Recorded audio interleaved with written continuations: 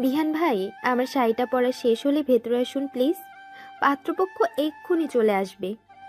পাত্রপক্ষ আসবে তাতে তোর সমস্যাটা কি? বুঝলাম না দিয়া।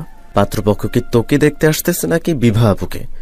তোর যে এক্সাইটমেন্ট, যেন তোকেই দেখতে আসতেছে। বিহান ভাই যে এমন কথাই বলবেন সেটা আমার জানাই ছিল আগে থেকে। ওনার গা চলা কথা শুনে মেজাজ ভীষণ খারাপ হয়ে গেল। রাগ কন্ট্রোল করে বললাম, দেখুন, মামি আমাকে শাড়ি পরতে বলেছে, তাই আমি শাড়ি পরছি। আমার কথায় বিহান ভাইয়ের মাঝে কোনো হেলদোল প্রকাশ পেল না। আমার কথা যেন ওনার গায়ে লাগলোই না। গায়ের ব্লু কালারের শার্টের বোতাম খুলতে খুলতে বললেন, দেখ দিয়া, মাত্র জার্নি করে এসেছি সেই ঢাকা থেকে। একটানা 8 ঘন্টা জার্নি, মারাত্মক ক্লান্ত আমি। I need a rest. সারা রাত ঘুম হয়নি, এখন আমাকে ঘুমাতে হবে। সো তোর এসব পেতনি সাজা দেখার সময় নাই আমার। হ্যাঁ, বলেই শার্টটা খুলে পায়ের জুতো খুলে মাথার কাছে বড় স্ট্যান্ড ফ্যান চালিয়ে বিছানায় গা এলিয়ে দিলেন। নিজেকে এখন আস্ত একটা বলদ মনে হচ্ছে।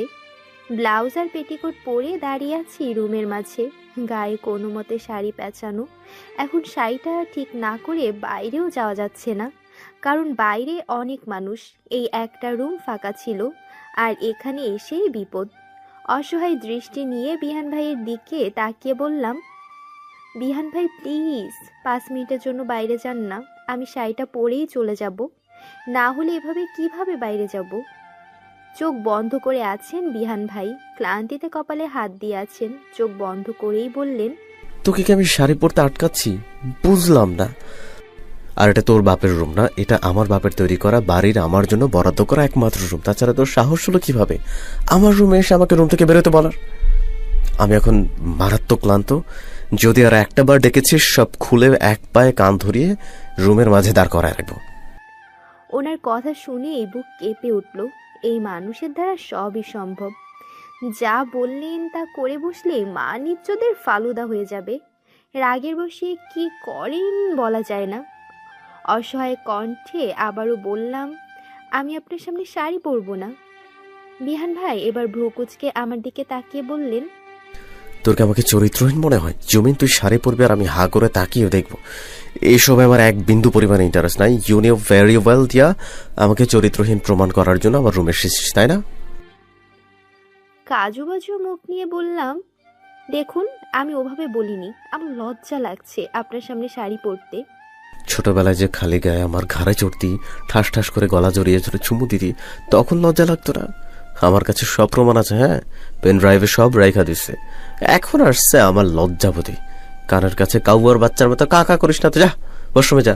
খবরদার ওয়াশরুম নোংরা করবি না, তাহলে কিন্তু খবর আছে। উনি আমাকে কাউয়ার বাচ্চা বললেন? আমি কাকা করছি? যেহেতু এটা ওনার রুম, তাই এখানে ওনাকে কিছুই বলা যাবে না। ওয়াশরুমে গিয়ে শাড়িটা পরে নিলাম। শাড়ির আঁচল ঠিক করতে করতে বাইরে বেরোলাম। বেরোয়েই পরাণ চমকে গেল। আমার সামনে 6 ফিট হাইটের সুন্দর ফর্সা বিহান ভাই দাঁড়িয়ে আছেন। গায়ে সাদা স্যান্ডো গেঞ্জি, পরনে অফ অফ হোয়াইট জিন্স। জিন্সের 2 পকেটে 2 হাত গুজে দাঁড়িয়ে রয়েছেন। ওনার চোখ দুটো নির্বিকার গম্ভীর চাহনিতে আমার দিকেই তাকিয়ে আছে। কি করেছি কি আমি?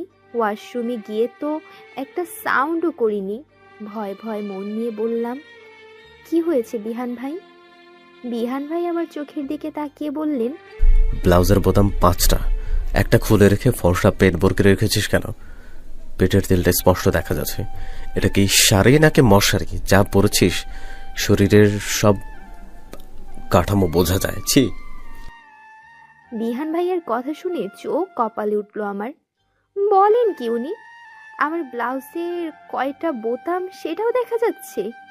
লজ্জায় মনে হচ্ছে এক্ষুনি ফ্লোরে লুটিয়ে পড়ে যাব। বিহান ভাই শাড়ির আরেক ভাঁজ বুকের উপর দিয়ে একটা সেফটি পিন লাগিয়ে দিলেন আর বললেন, উল্টা দিকে ঘুরে বোতাম লাগিয়ে নে। আর ওয়াশরুমের দরজা খুলেই যদি রাখবি, ওয়াশরুমে যাওয়ার কি প্রয়োজন ছিল? আমি ওনার দিকে তাকিয়ে বললাম, তার মানে আপনি? হ্যাঁ, তার মানে আমি এদিকে ঘুরে শুয়েছিলাম, তখন ওয়াশরুমের দরজা খোলার দিকে নজর গেল। কি আর করার? আমি লজ্জায় মরি মরি অবস্থা। এমন বিশ্রী লজ্জায় পড়বো ভাবতেও পারিনি। বোতামটা লাগিয়ে বাইরে যেতে গেলাম। সাথে সাথে বিহান ভাই আমাকে বললেন, তোর এই শাড়ির চক্করে আমার ঘুমের ডিস্টার্ব হয়েছে। আমি যত সময় ঘুমাবো ওই সোফাতে বসে থাকবি। বাইরে পাত্রপক্ষের সাথে একটা ছেলে এসেছে, এই পাতলা শাড়ি পরে তোর ওখানে যাওয়ার কোনো দরকার নেই। চলবে না মানে চলবে না। আর গেলে বুঝতেই পারছিস। হ্যাঁ, চুপচাপ বসে থাক, এটা তোর জন্য শাস্তি। সোফায় বসে কোনো সাউন্ড করবি না, আমার ঘুমের যেন ডিস্টার্ব না হয়। এদিকে বিহান ভাইকে ডিস্টার্ব করতে বাড়ির কেউ আসবে না, তাই আমাকেও আর খুঁজে কেউ পাবে না। ওইদিকে পাত্রপক্ষ এসে চলেও গিয়েছে, বিয়েও ঠিক হয়ে গিয়েছে। আমি সোফাতে কখন ঘুমিয়ে পড়েছি খেয়াল করিনি। বাড়ির সবাই যখন জানলো আমি বিহান ভাইয়ের রুমে সোফাতে ঘুমিয়ে গিয়েছিলাম, তখন সবাই আমাকে পিচ্চি উপাধি দিয়ে দিল। আসল কারণটা অজানাই থেকে গেল সবার। মামি বিয়ে না হওয়া পর্যন্ত আমাকে যেতে দেবে না, মামির জোড়াজুড়িতে থেকে গেলাম। এদিকে ব্রাশও আনা হয়নি। মামি আমাকে বলল, বিহান একসাথে 2টা ব্রাশ এনেছে, তুই একটা নিয়ে নে। বিহান ভাই ব্রাশে কি একটা চিহ্ন দিয়ে বললেন, এটা তোর, নে। পরের দিন ঘুম থেকে উঠে শুরু হলো আরেক অশান্তি। আমার ব্রাশ দিয়ে দাঁত ব্রাশ করছিস কেন? চোখে মুখে ওনার ভয়ানক রাগ আর বিরক্তি।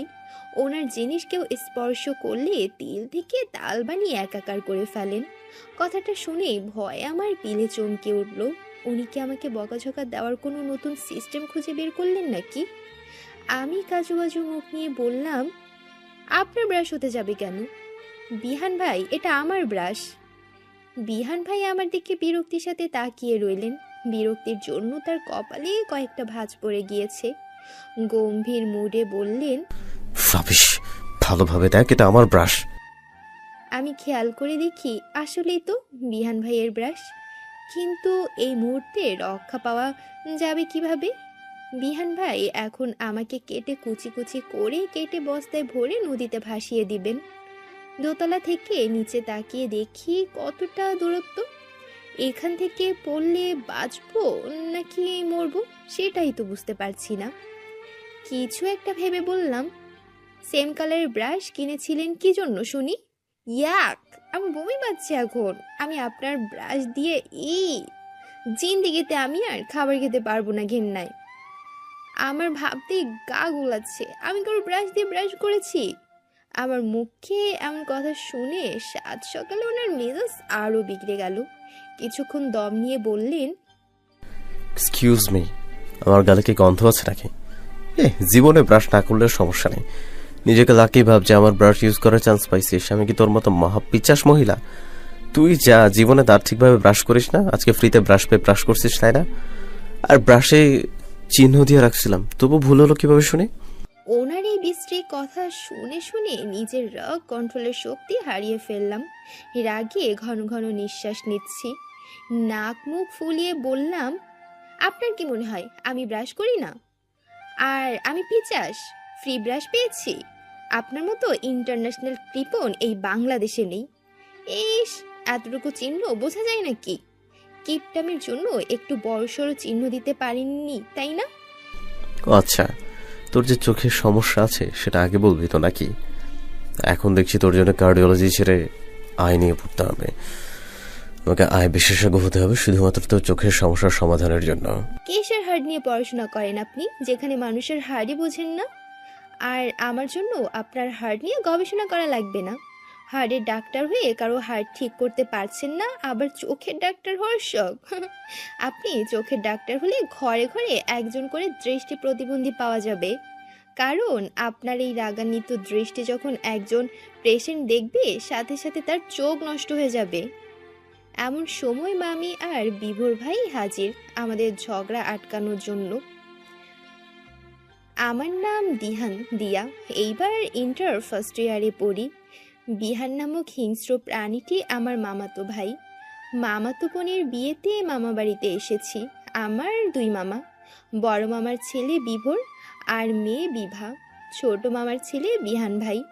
ছোট মামার আমার বয়সী একটা মেয়ে ছিল, যখন 5 বছর বয়স পানিতে পড়ে মারা যায়।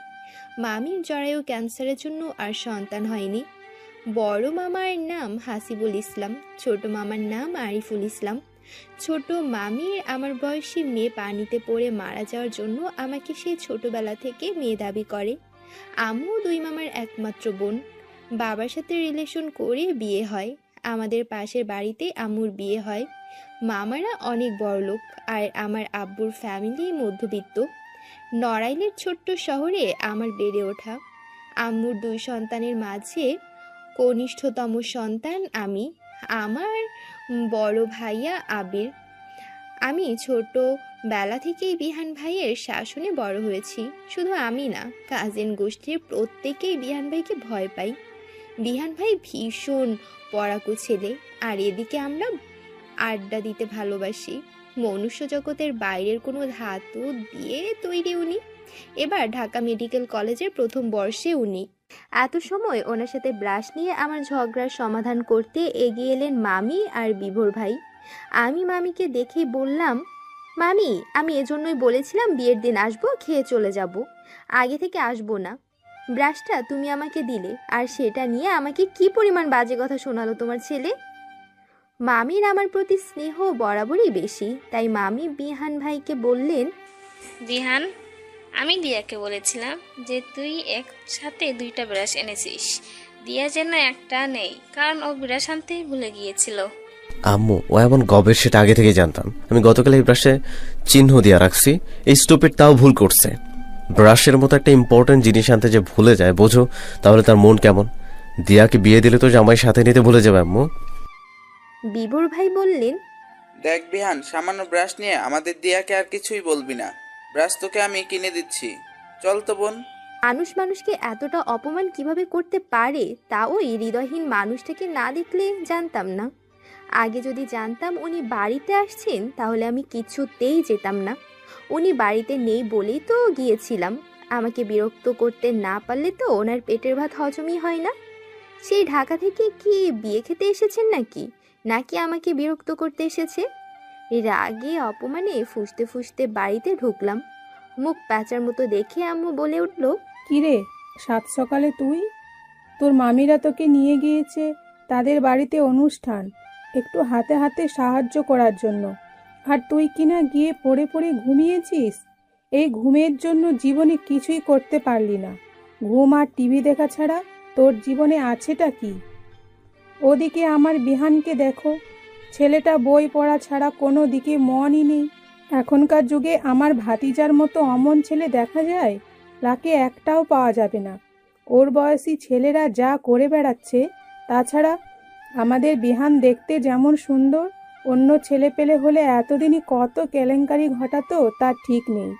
বিহানের বয়সী পাশের বাসার ফয়সাল কার তার ফুফাতো বোনকে ভাগিয়ে নিয়ে এসেছে। সেখানে আমার ভাতিজা একটা মেয়ের আশপাশও ঘেঁষে না। মনে মনে বললাম, মন বলে আছে নাকি কিছু তোমার ভাতিজার যে কারোর সাথে ভাব ভালোবাসা করবে?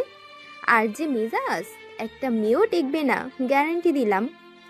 আম্মু আবারও শুরু করলো, তোরা দুই ভাই বোন সারাদিন টাকা টাকা করিস, টাকা ছাড়া কিছুই চিনিস না।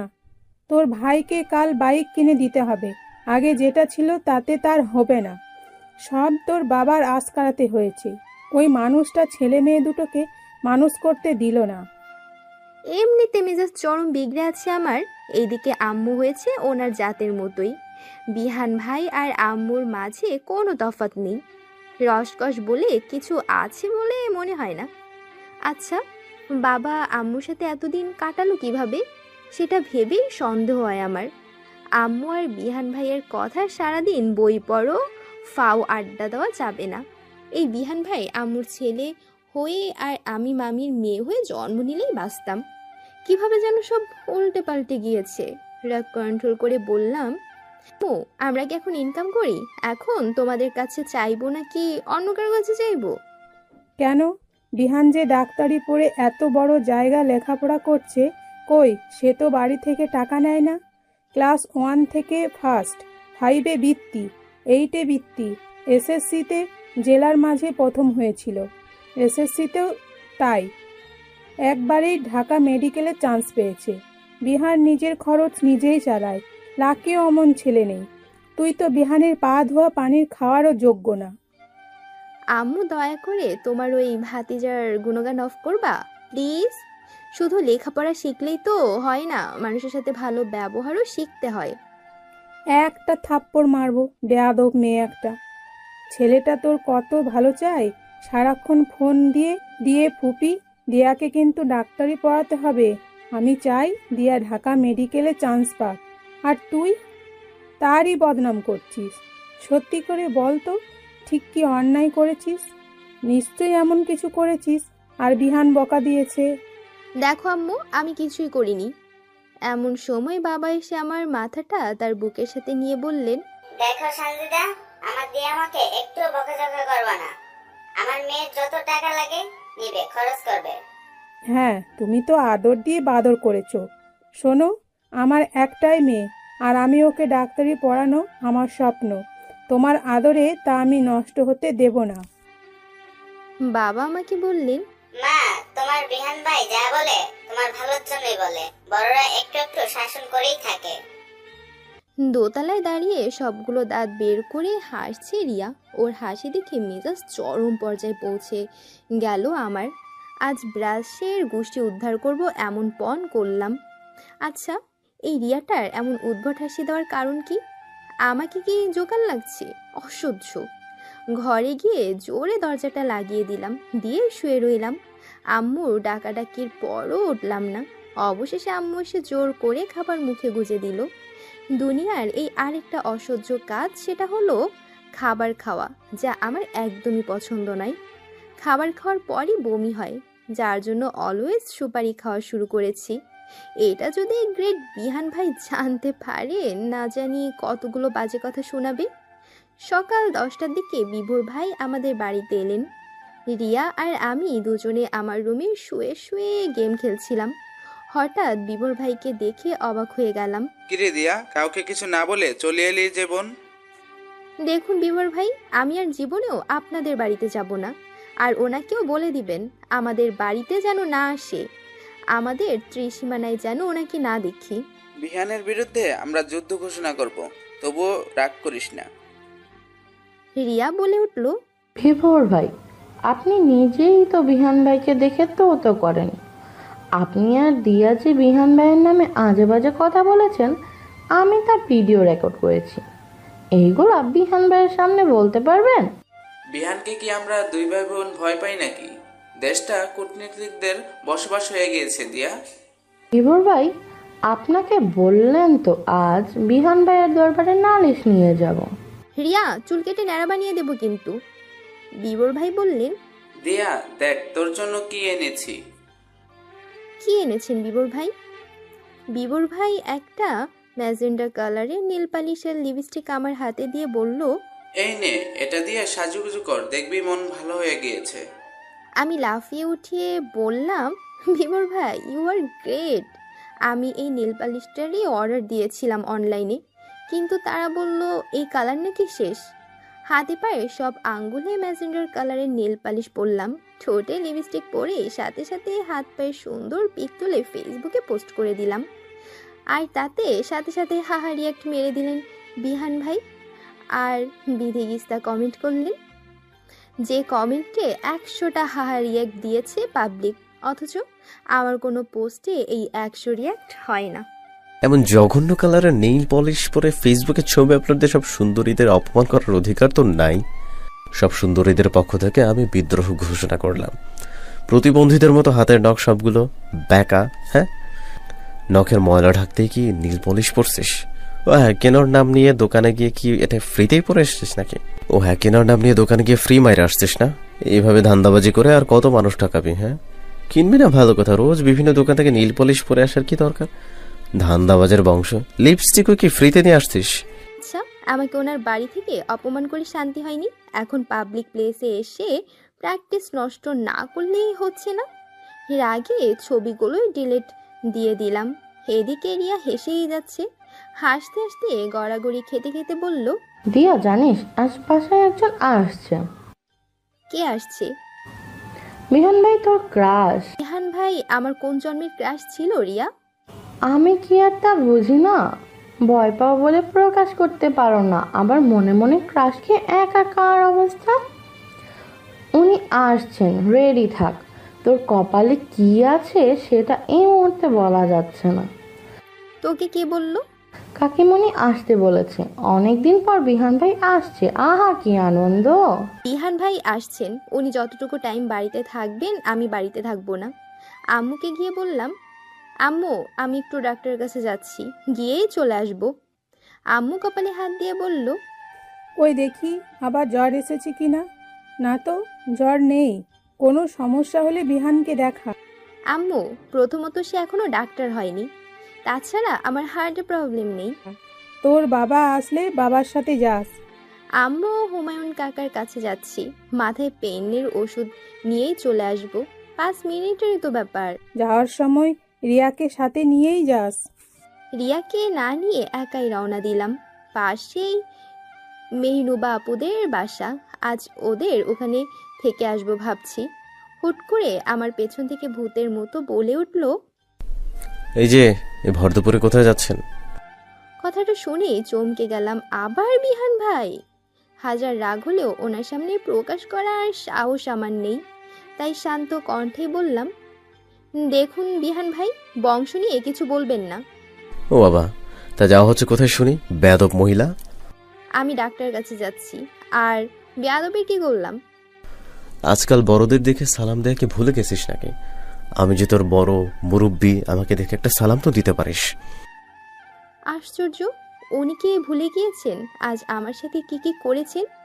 বরাবরই উনি এ স্বভাবের, আমাকে যা বলেন সেটা নাকি সিম্পল ব্যাপার, আর আমি রাগ করলে নাকি সেটা মহা অন্যায়।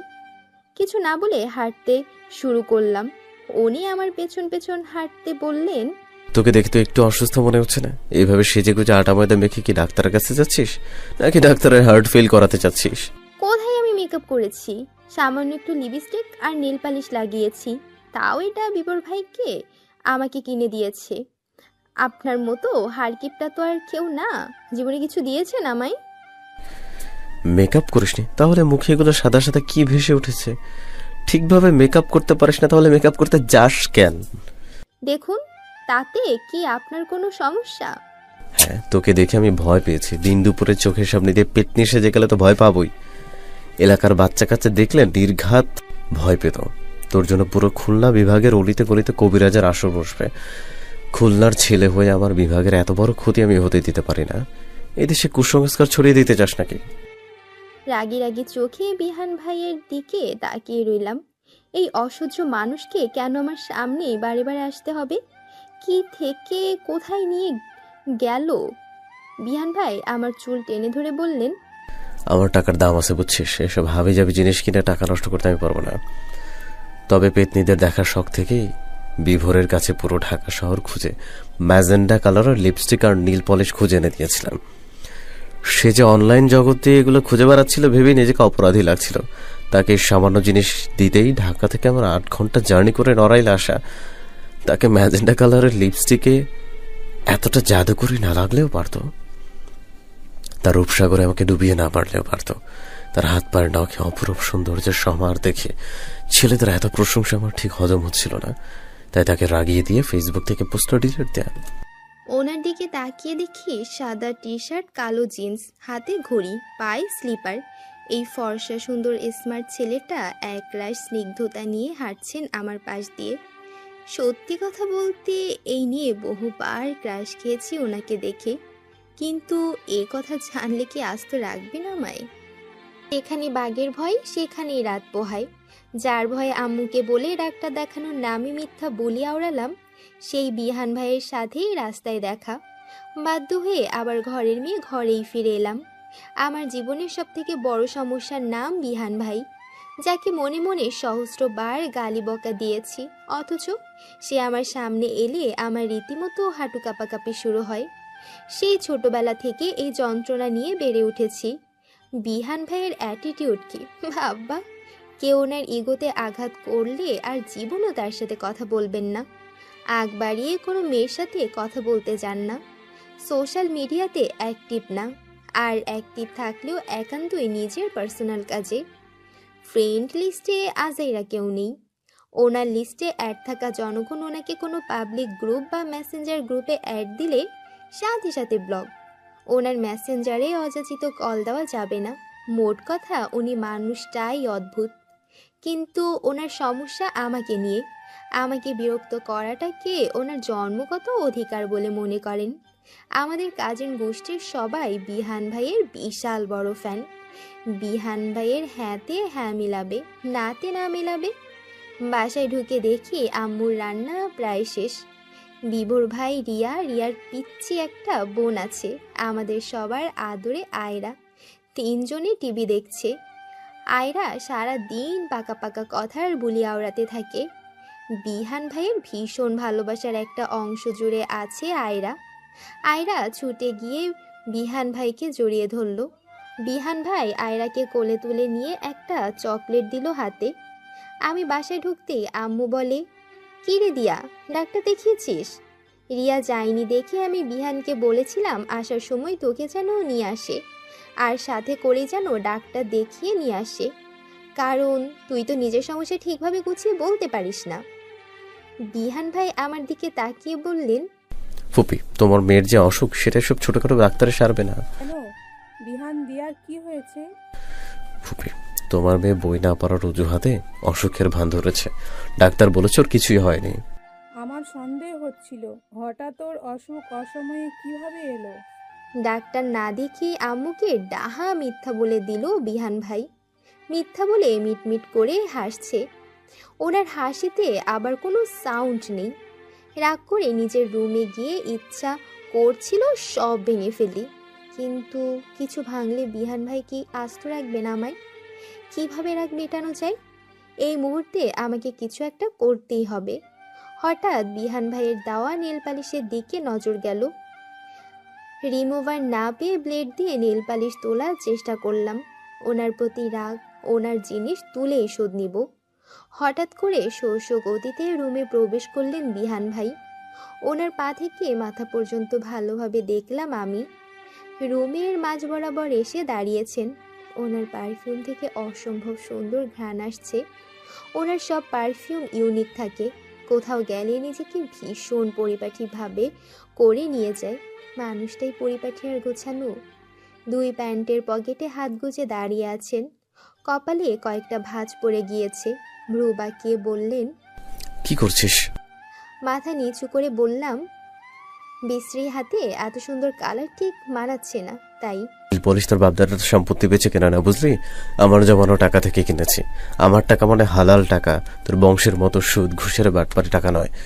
তাই যদি নীল পলিশ তুলিস তাহলে আঙুলগুলো রাখার দরকার কি? Can I help you? তোর এই মুরগির বাচ্চার মতো নরম তুলতুলে আঙুল ব্লেড দিয়ে কুপিয়েও কেটে ফেলা যাবে। মুখ থেকে কথাটা বেরোতে পিলে চমকে উঠল আমার।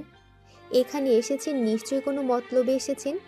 ব্লেডটা দ্রুত জানালা দিয়ে ফেলে দিলাম, কারণ রাগের বশে হাত কেটেও দিতে পারে, বলা যায় না। ওনার কথার উত্তর না দিয়ে বিরক্ত ভাব নিয়ে তাকালাম। উনি এবার খানিকটা এগিয়ে এসে আমার দিকে ঝুঁকে পড়ে বললেন, নীলপরি নীলাঞ্জনা নামের আইডির স্ট্যাটাসের অত্যাচারে ফেসবুকে প্রবেশই করা যাচ্ছে না। 17 বছর কাটিয়ে দিলাম সিঙ্গেল অবস্থায়। আমি কি নোবেল পাবো না? আইডির মালিককে কি সত্যি নোবেল দিতে হবে? এত মহৎ একটা কাজ করে নোবেল রবীন্দ্রনাথ নয়, তাকেই দিতে হবে। কি বলিস? রবীন্দ্রনাথ বেঁচে থাকলে তার থেকে গুণসম্পন্ন ব্যক্তিকে দেখতে পেতেন আর নোবেলটা উৎসর্গ করতেন। শুধু এটুকু না, আরো আছে দিয়া, ভালোকেই চোখে তাকিও না, সর্বনাশ হয়ে যাবে। আইডির মালিকের যে এত ভয়ানক প্রেম তৃষ্ণা পেয়েছে, তার ফ্যামিলির কেউ কি জানে? সেই তথাকথিত পোস্টে আবার তোর ক্লাসমেট নেহাল কমেন্ট করেছে, এক কাজল চোখের মাইয়া তীর মারলো কলিজায়। আচ্ছা, এই আইডির মালিক কি তাহলে কলিজায় তীর মারছে? নেহালের নাম্বার যেন কি দিয়া, হোয়াইট কল দিয়ে শুনি আইডিটা কার। আমার এলাকার ছেলের কলিজায় তীর মারলো কে? সে মহিয়সী নারী। আমার দিকে ঝুঁকে আমার মুখের উপর মুখ রেখে বিহান ভাই কথা বলছেন।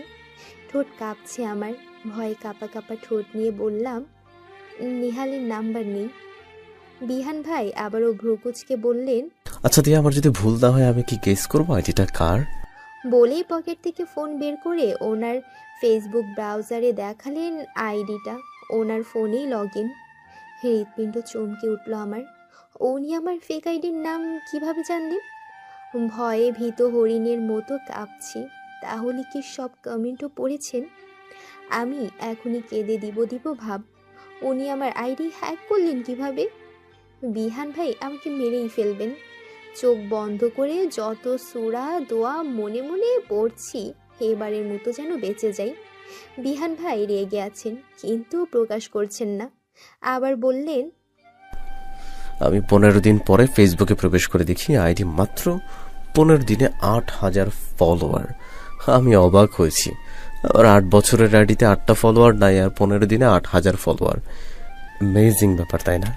আইডির মালিকের আম্মুর কাছে খবরটা পৌঁছাতেই হচ্ছে। তার মেয়ে এখন মডেল হিসেবে সানি লিওনিকে ফলো করছে।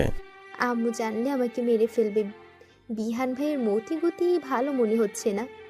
ভ্যা ভ্যা করে কেঁদে দিয়ে বললাম, বিহান ভাই সরি, আমি আর কোনোদিনও ফেক আইডি খুলবো না, প্লিজ আমাকে মাফ করে দিন প্লিজ।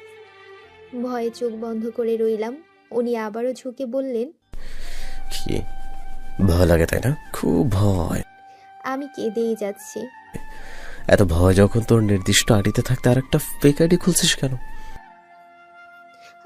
আপনি কিভাবে জানলেন আমার আইডি? তোর ফোন নাম্বার আমার ল্যাপটপে কন্ট্রোলে থাকে। হ্যাঁ, ফোন নাম্বার দিয়ে কখন কি করছিস অল নোটিফিকেশন আমার কাছে চলে যায়, বুঝলি? এর জন্য আমাকে আলাদা কষ্ট করা লাগে নাই। ইউনো দিয়া, ফেসবুক থেকে একটা অ্যাকাউন্ট রিমুভ করা ব্যাপার না। এই এনআইডি রিমুভ হয়ে যাবে, কিন্তু তোকে শাস্তি দিতেই হবে। কি শাস্তি? যে কদিন আমি বাড়িতে থাকবো তুই আমাদের বাড়ি থাকবি, আমার যাবতীয় কাজগুলো তুই করবি। তারা হলে ফুপিকে এক্ষুনি খুলে বলবো। চোখ মুখ কালো করে বসে রইলাম। এই মুহূর্তে ওনার কথা মেনে নেওয়া ছাড়া উপায় নেই। বিহান ভাই এখনো আইডি নিয়ে শান্ত হননি। আচ্ছা দিয়া, সানি লিওনির ফেভারিট গান কোনটা তোর? লীলা মুভির গান। আমার তো মনে হয় অন্য কিছু। কি? এটা কানে কানে বলতে হবে। ড্যাব ড্যাব করে তাকিয়ে রইলাম ওনার দিকে। বিহান ভাই কানে মুখ নিয়ে এক ভয়ানক গানের কথা বলল, যেটা আদতেও কোনো গান কি না আমি জানি না। সেটা নাকি আবার সানি লিওনি স্পেশাল গান। মানুষ এত অশ্লীল কথা কিভাবে বলতে পারে? ওনার কথা শুনে রীতিমতো ভড়কে গেলাম। এই মানুষটা এত ভয়ানক কথা কিভাবে বলল?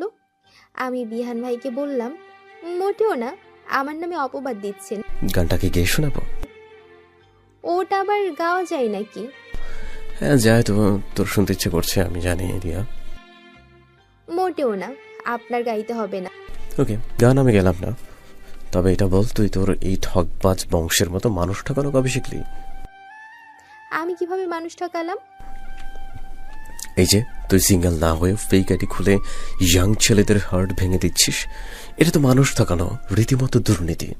আমি সিঙ্গেল না, তাহলে কি আমি? তুই নিজেকে সিঙ্গেল ভাবলেও আমি তো আর তোকে সিঙ্গেল ভাবি না। তাহলে কি ভাবেন আমাকে? বিবাহিত? এবার বিহান ভাই ঝুঁকে থাকা থেকে উঠে দাঁড়ালেন, বিছানায় চিত হয়ে শুয়ে পড়লেন বালিশ ছাড়া। শুয়ে শুয়ে ঝুলন্ত ফ্যানের দিকেও তাকিয়ে বললেন, সেটা মন্দ বলিসনি, তুই তো সাংঘাতিক মহিলা, সাংঘাতিক আকারের ভয়ানক মহিলা। আবার কি করলাম আমি? ভয়ানক না হলে আম্মুর এই হ্যান্ডসাম ছেলেকে ঠকাতে পারিস। দেখুন, একটা ফেক আইডির জন্য কত কি বলছেন, একটা ফেক আইডির জন্য কত সমস্যার কথা বলছেন। সমস্যা আইডিতে নয় দিয়া, তোর ওই সিঙ্গেল স্ট্যাটাসে। তাতে আপনার বউ বা শ্বশুরের কোনো সমস্যা? এইবার মেইন পয়েন্টে এসেছিস। সমস্যা এখানে, শ্বশুরের মেয়ে তার জামাইকে রেখে ছেলেদের বুকে তীর মারছে, এটা একটা সমস্যা। দ্বিতীয় সমস্যা, বউ তার জামাইকে রেখে ছেলেদের বুকে তীর মারছে। সমস্যা কিন্তু একটাই, দুই দিকেই লস আমারই। ওনার কথা রাগামাথা না বুঝে বললাম, এত ঘুরিয়ে বললেন কেন কথা? ওনার কথা যদি বিশ্লেষণ করতে যাই আবার কথা ঘুরিয়ে দেবেন। সহজে বললে আমাকে সহজে পেয়ে যাবি। আমি কি তোর গোষ্ঠীর মতো সস্তা নাকি? আমি বিহান, মনে রাখিস, আমাকে বুঝতে হলে তোর এই ছোট্ট মাথা বড় করতে হবে।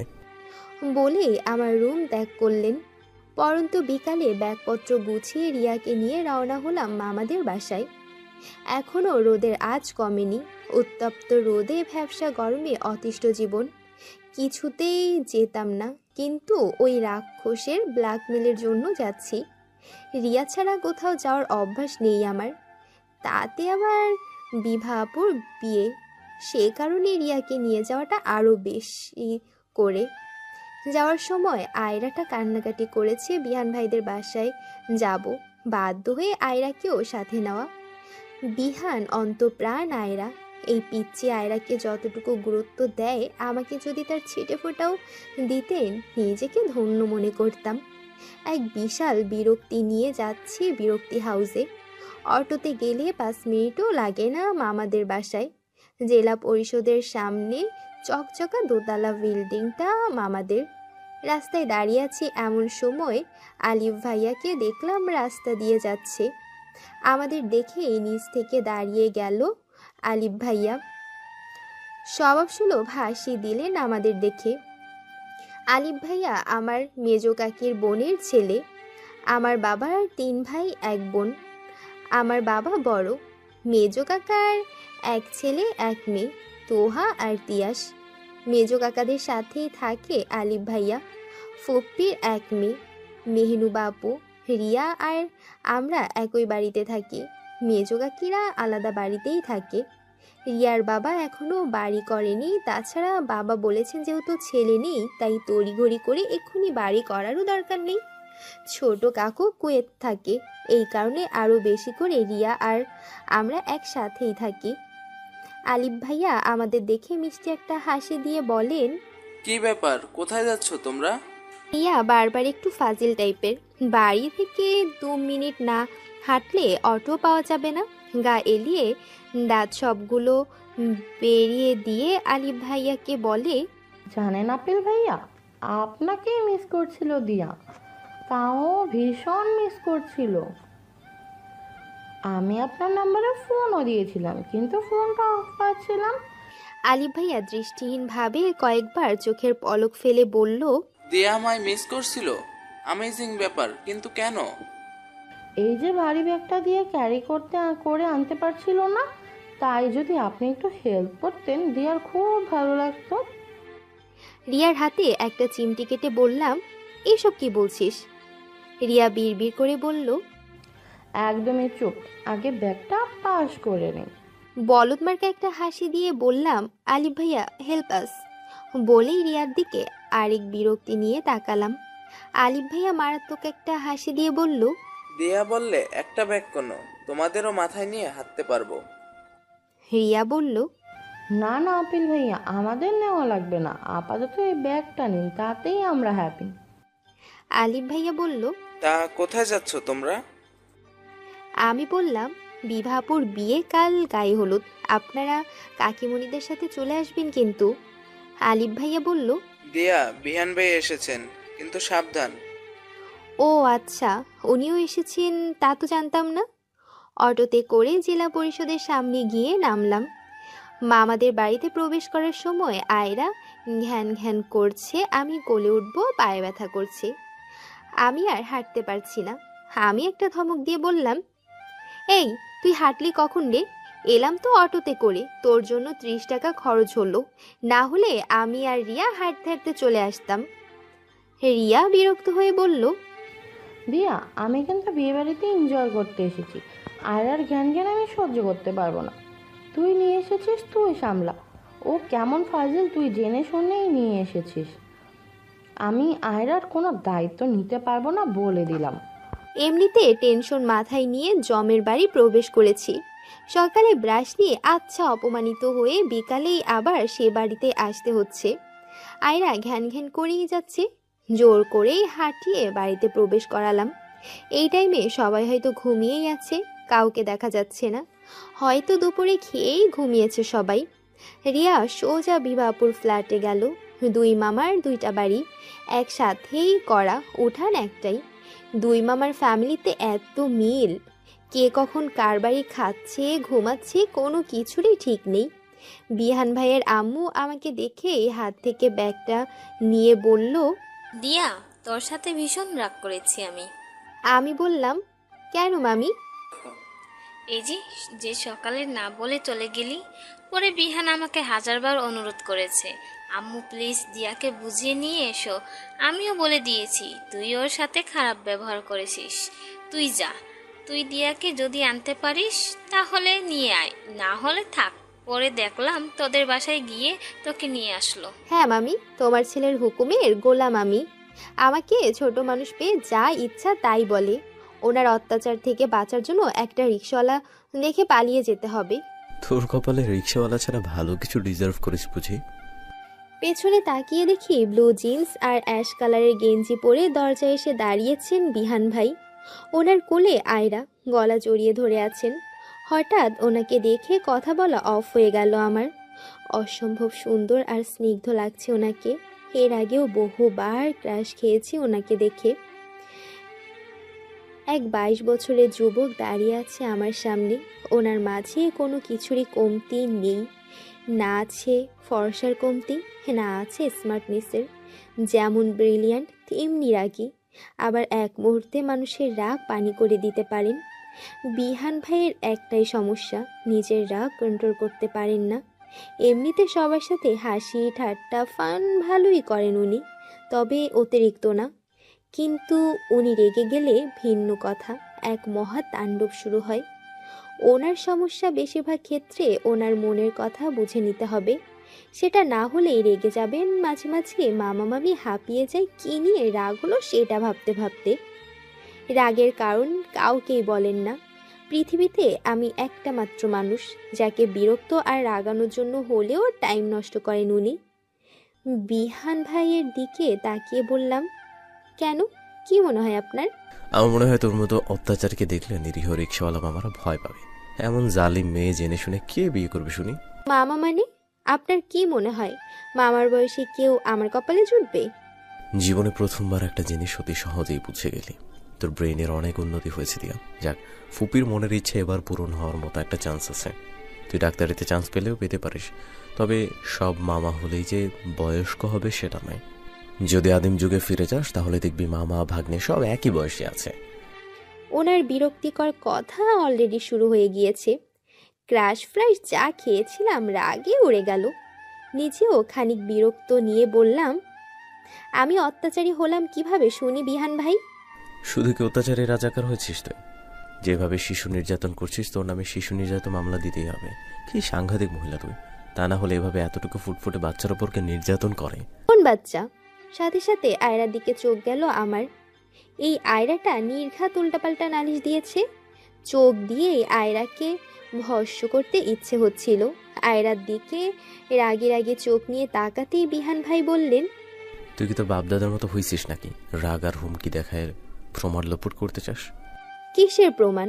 তুই আয়রাকে সারা পথ হাঁটিয়ে দিয়ে এসেছিস কেন? দাঁত চেপে বললাম, আয়রা তুই কপা হেঁটেছিস? ডাহা মিথ্যা নালিশ দিয়েছিস কেন? ভাইয়া দেখেছো বকছে। তোর দলের লোকের মতোই হচ্ছিস তো। আয়রা সকালে ডাক্তার দেখানো নিয়ে আম্মুকে মিথ্যা বলেছে, আর তুই হাঁটা দিয়ে মিথ্যা বলছিস। মানিয়েছে ভালোই। দিয়া ডাক্তার না দেখিয়ে সত্য বলা যায়। আমি কি জানি না তুই বাড়ি থেকে পালাচ্ছিস? তুই তার আগে বল আয়রাকে কোলে নিসনি কেন? ওর ওজন 20 কেজি, আমি কিভাবে কোলে তুলবো? তুই যে ছোটবেলায় হাতি ছিলি ভুলে গেছিস? সারাদিন আমার কোলে আর ঘাড়ে চড়তি। তোর মতো ভারী একটা শাকচুন্নি কোলে নিয়ে আমার হাইট এত কম, নইলে আরো লম্বা হতাম।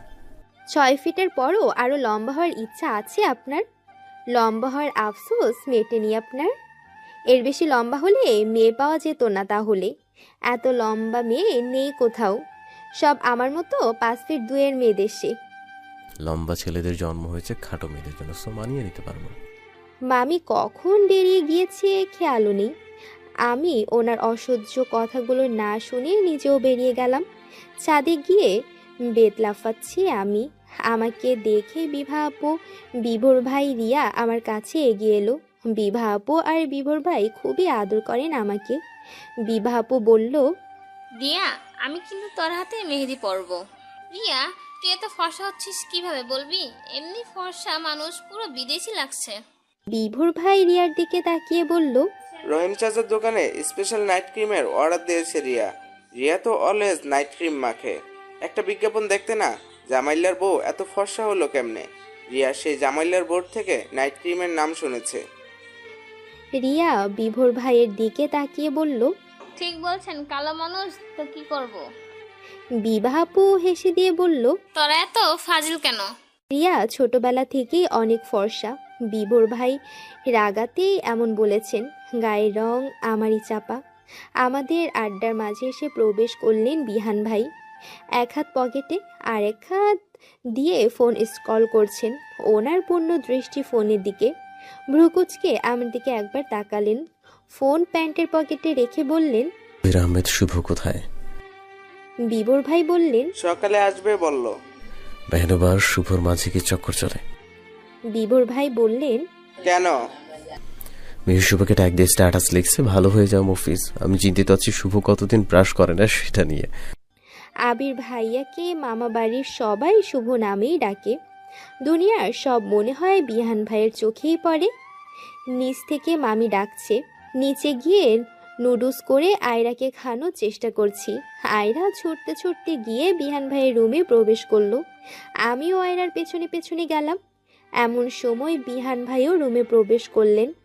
ঘরে ঢুকেই বললেন, দেখি ঘরের বুয়া কেমন নুডলস রান্না করতে পারে। ওনার দিকে অগ্নিদৃষ্টি নিক্ষেপ করে বললাম, আমি ঘরের বুয়া? সরি, দেখি আমার ঘরের বউ কেমন রান্না করেছে। কি বললেন? দেখলে এই জন্য ঘরের বউ বলতে চাইনি, জানতাম তুই রেগে যাবি। রেগে না গেলে ঘরের বউই বলতাম। অ্যালাউ কর, রোজ বলবো। একদমই বাজে কথা বলবেন না। আয়রা, খাবি নাকি রেখে চলে যাব? বিহান ভাই আমার দিকে ঝুঁকে এসে চোখের দিকে তাকিয়ে বললেন, তোমার আগুন চোখে তাকিয়েছি যতবার, ততবার পড়েছে তোমার চোখের মায়ায়। তুমি আগুন নিয়ে খেলো, পড়ো আমাকে তোমার চোখের মায়ায়। আমি পড়তে রাজি সহস্রবার, তাই তো বারে বার তোমার চোখে আগুন ছড়ানোর চেষ্টায় মেতে থাকি। খান বংশে জন্মগ্রহণ করাটা বোধহয় মস্ত বড় অন্যায় হয়েছে আমার। বংশের মানুষ একটু রকচটা টাইপের আছে। এখানে তারা পলিটিক্সে জড়িত। মারামারি কাটাকাটি এগুলো তাদের নিত্যদিনের স্বভাব। বংশের নাম খান বলে রাজাকারের বংশের উপাধি দিয়েছেন বিহান ভাই। তার উপর আবার পলিটিক্সে জড়িত। উভয় মিলে আমাকে এই রাজাকার কথাটা শুনতে হয়। এখন অনেকে ভালো হয়ে গিয়েছে, কেউ আর এগুলো করে না। মামাদের বাবাদের সাথে মেয়ে বিয়ে দেওয়ার ইচ্ছে ছিল না এই মারামারির জন্য।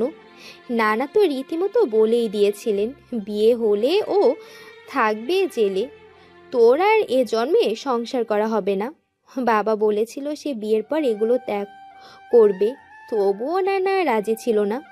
পলিটিক্সের জোরে ক্ষমতার জন্য আম্মুকে তুলে আনতে পেরেছিল। নানাদের টাকা থাকলেও এইসব মারামারি পলিটিক্সের দিকে আগ্রহ ছিল না, তাই বাবার বিরুদ্ধে স্টেপ নিলেও কিছু করতে পারিনি। তাছাড়া মা নিজের ইচ্ছাতে চলে এসেছিল। মনে মনে ভাবছি, কেন যেই বংশে জন্মগ্রহণ করলাম, না আজ বিহান ভাই এসব বলতো না। সন্ধ্যায় উঠোনে বসে বিশাল আড্ডার আসর জমেছে। আত্মীয়রা বেশ অনেকেই চলে এসেছে। তারা রান্নাঘরে রসুন পেঁয়াজ বাছাবাছি করছে। আমরা বসেছি আড্ডা দিতে। বিহান ভাই ওনার রুমে দরজা লাগিয়ে পড়তে বসেছেন। ওনার বরাবরই আড্ডাতে এত মনোযোগ নেই। লেখাপড়ায় নাকি কোনো শেষ নেই, তাই ভাগ্যক্রমে ওনার মনে সায় দিলে তবেই উনি আসেন, তা না হলে আসেন না। বিভোর ভাই আমাকে ছোট মানুষ পেয়ে ফ্লার্টিং করছেন, তাই তো? আপনি মেহু আপুকে প্রপোজ করছেন? এখন মেহু নেই, তাই এখন তোমাকে ভালোবাসি। I love you baby. আলাবু কি বিভোর ভাইয়া? বিভা আপু বলে উঠল, ফ্ল্যাটিনের স্মার্ট ল্যাঙ্গুয়েজ হলো I love you baby. Riya, এই ফ্ল্যাটবাজকে ভুলেও বিলিভ করিস না। আমার ভাই তাতে কি হয়েছে? আমি তো জানি এরা কেমন। তবে আমার দুই ভাইয়ের মাঝে বিহান কিন্তু ভালো। যদি বিহান কারো সাথে লাইন মারে, এক চান্সে রাজি হয়ে যাও, জিতবা তোমরা। বিবর ভাই বললেন, বিহানের আশায় কোনো মেয়ে থাকলে বুড়ি হয়ে যাবে নির্ঘাত। ওর মনে অসব প্রেম ভালোবাসা বলে কিছুই নেই। অতিরিক্ত ভদ্র ছেলে। আমি বিয়ে করলে বিহান ভাইয়ের মতো ছেলেকে বিয়ে করব। কিছু না করলেও অন্য মেয়ের সাথে ফ্ল্যাট তো আর করবে না। এক্সকিউজ মি, আমি আর বিহান দু ভাই, কলিজার ভাই। এক রক্ত আমাদের শরীরে বয়ে চলছে, তাই আমাকেও বিহান টু ভেবে নিতে পারো না। চাইলে ডাক্তারিও পড়াবো। রিয়া হেসে দিয়ে বলল, কিসে ডক্টর হবে? গোল ডাক্তার হবেন নাকি? বিবর ভাই বিভা আপুকে বলল, আপু দুলাভাইকে কি কি বলি দেখো, তোমাদের জন্য রাস্তায় কত ছেলে আমাকে শালা শালা উপাধি দিয়েছে, এইদিকে তুমি আমার হবু প্রেমিকা, সামনে মান সম্মান শেষ করে দিছো। আমি চাই না বাচ্চা বাচ্চা মেয়েদের মন নিয়ে খেলা কর, বুঝলি? তোর দুলা ভাইকে কি বলবি? হ্যাঁ, সে বুঝবো বউ সুন্দরী বলেই ছেলেরা উকি ঝুঁকি দিছে, এটাতে সে প্রাউড ফিল করবে, বুঝতে পারলি? আসলে মেয়ে মানি পেজ, বিশাল পেজ, কারো সাথেই পারবো না। এখানে বিয়ান ভাইয়া নেই, ভীষণ ফাঁকা ফাঁকা লাগছে। এ দিয়া চল তো বিয়ান ভাইকে ডেকে নিয়ে আসি। এমন সময় ফোন কানে নিয়ে বিহান ভাই বাইরে বেরিয়ে এলেন। আমাদের সামনে দিয়ে ফোনে কথা বলতে বলতে বেরিয়ে গেলেন।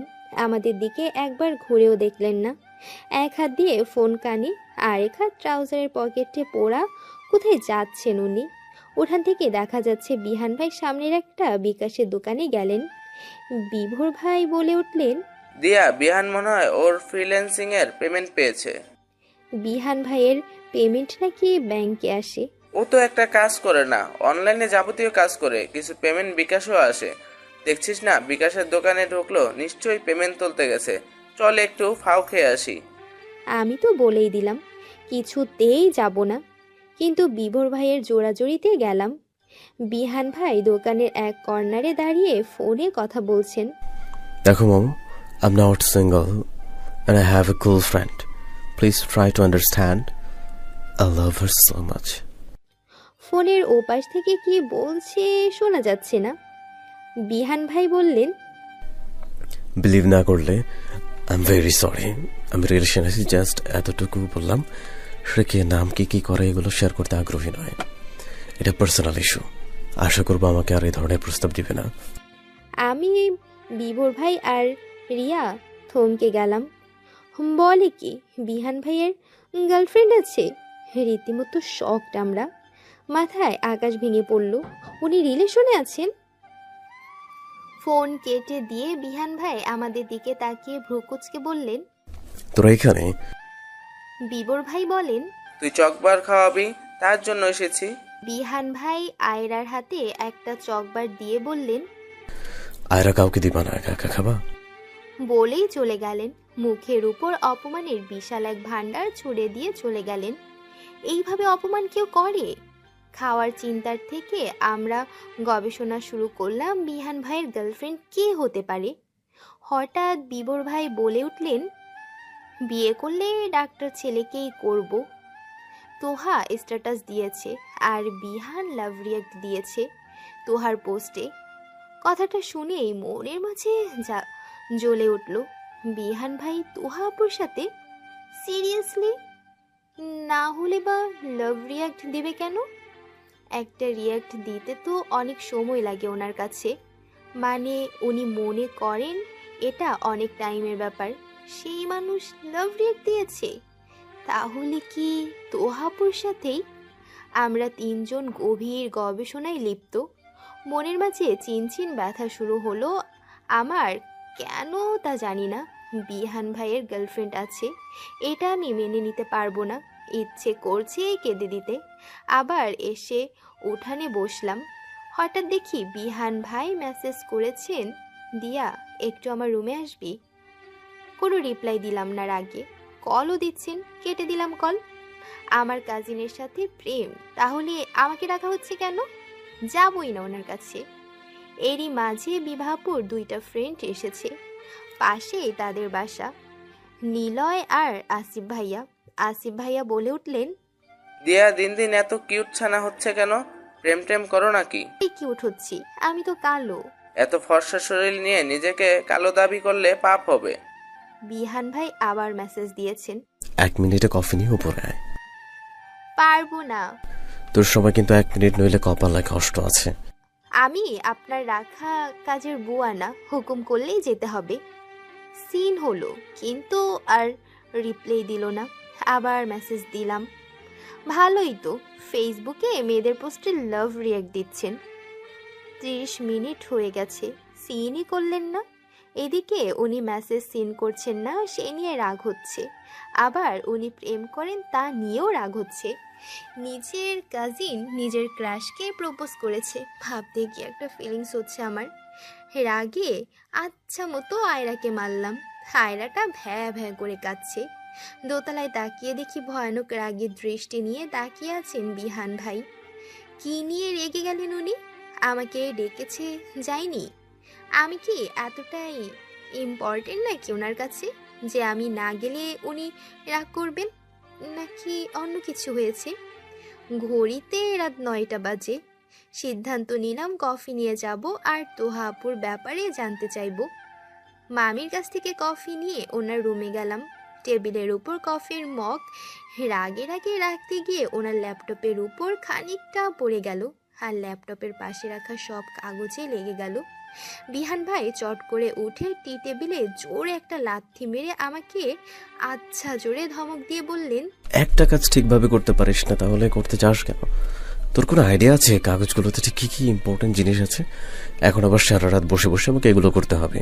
তুই কি এবারের কাজের মহিলা যে কফি নিয়ে এসেছিস? তুই তো এবারের মেহমানদের সাথে গল্প করতে এসেছিস। Get out my room, get out from my room. দিয়া, তোর ক্লাসমেট কাজিন কিন্তু দিন দিন বিলাই হয়ে যাচ্ছে। এত সাদা কেন বলতো? ঘন্টায় ঘন্টায় ক্রাশ খাচ্ছি দেখে। তোর ক্লাসমেট কাজিন আমাকে পাত্তা দিচ্ছে না হুদাই। না, রিয়ার জন্য নানা তো রীতিমতো বলেই দিয়েছিলেন বিয়ে হলে ও থাকবে জেলে, তোর আর এ জন্মে সংসার করা হবে না। বাবা বলেছিল সে বিয়ের পর এগুলা ত্যাগ করবে, তবুও নানা রাজি ছিল না। পলিটিক্সের জোরে ক্ষমতার জন্য আম্মুকে তুলে আনতে বলেছিল। নানাদের টাকা থাকলেও ওসব মারামারি পলিটিক্সের দিকে আগ্রহ ছিল না, তাই বাবার বিরুদ্ধে স্টেপ নিলেও কিছুই করতে পারেনি। তাছাড়া মা নিজের ইচ্ছাতে চলে এসেছিল। মনে মনে ভাবছি কেন যে এই বংশে জন্মগ্রহণ করলাম। না, আজ বিহান ভাই এসব বলতো না। পরিপূরক আর আপন সঙ্গী বোধহয় অন্ধকার। একমাত্র অন্ধকারই বেদনাকে প্রকাশ করা যায়। মনের মাঝে বেদনা, দুঃখ, কষ্ট দানা বাঁধলে তখন অন্ধকারকেই আপন করে নিতে ইচ্ছে করে আমার। আলো আমি সহ্য করতে পারি না। নিজেকে অন্ধকারে মুড়িয়ে নিকোষ কালো অন্ধকারে নীল বেদনা ঢেকে ফেলতে ইচ্ছে করে। মনের মাঝে ভয়াবহ যন্ত্রণা হচ্ছে। কিন্তু কেন হচ্ছে এই যন্ত্রণা? যতবার নিজের মনকে প্রশ্ন করেছি ততবারই একটাই কথা মনে হয়েছে, বিহান ভাই। আমার মন আমাকে একটাই উত্তর দিয়েছে, বিহান ভাইকে আমি ভালোবাসি। একতরফা ভালোবাসাগুলো বড্ড যন্ত্রণা দেয় মানুষকে। এই কষ্ট ধীরে ধীরে মনের কোণে জমতে জমতে পাহাড় সমান অভিমান জমা হয়। বারবার সেই ছোটবেলা থেকে আমার একবার না 1000 বার মনে হয়েছে বিহান ভাই হয়তো আমায় ভালোবাসেন। যখনই সেই হয়তোটা সত্যি কিনা যাচাই করতে গিয়েছি ঠিক ততবারই কষ্ট পেয়ে ফিরে এসেছি। বিহান ভাইয়ের কাছে কখনো যদি ওনার কথার মানে খুঁজতে চেয়েছি ততবারই আমাকে ইগনোর করে আমার হাতে লেখাপড়া লম্বা এক লিস্ট ধরিয়ে দিয়েছেন। কি চান উনি? কেন এমন করেন আমার সাথে? আমি ছাড়া পৃথিবীর কাউকে উনি বিরক্ত করেন না। এই পৃথিবীতে আমাকে কি একমাত্র শত্রু মনে করেন? আমি ছাড়া কারোর সাথে রাগারাগিও করেন না, আবার আমি ছাড়া কাউকে পাত্তাও দেন না।